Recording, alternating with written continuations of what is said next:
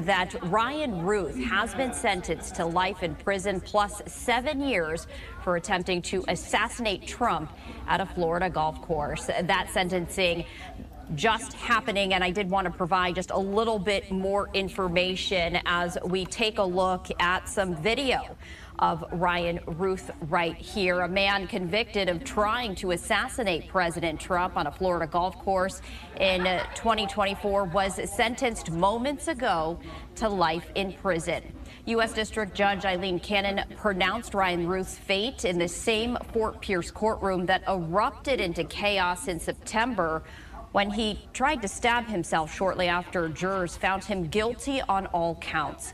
Prosecutors had asked for life without parole, saying Routh is unrepentant and has never apologized. A defense attorney brought in for his sentencing asked for 27 years, noting that Routh is already turning 60. Routh also received a consecutive 7-year sentence for one of his gun convictions. Routh's sentencing had initially been scheduled for December, but Cannon agreed to move the date back after Routh decided to use an attorney during the sentencing phase instead of representing himself as he did for most of the trial.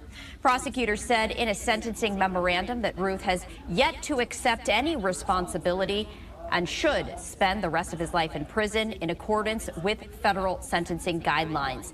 He was convicted of trying to assassinate, at the time, presidential candidate Trump using a firearm in furtherance of a crime, assaulting a federal officer, possessing a firearm as a felon, and using a gun with a defaced serial number.